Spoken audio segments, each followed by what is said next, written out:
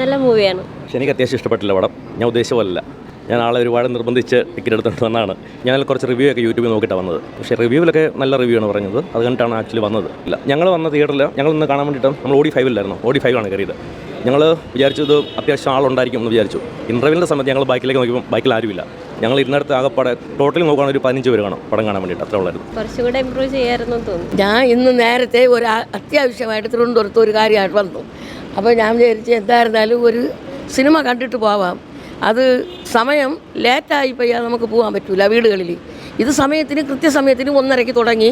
ആ പടം കാണാനായിട്ട് നല്ല ഇമ്പമായിരുന്നു. പക്ഷേ ഇനിയായിരിക്കും ഇത് ജനങ്ങൾ തിങ്ങി നെരുങ്ങി കയറണമെന്ന് തോന്നുന്നു. മമ്മൂട്ടി നല്ല ക്വാളിറ്റി ആയിരുന്നു. ഈ പ്രായം ചെന്ന് നമുക്കത് ഇഷ്ടപ്പെട്ടെങ്കിൽ പിന്നെ അവർക്ക് ഇഷ്ടപ്പെടാതിരിക്കുമോ?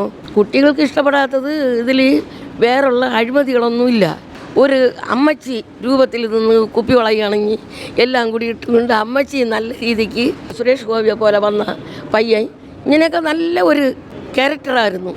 ഇനി ഞാൻ പോട്ടെ.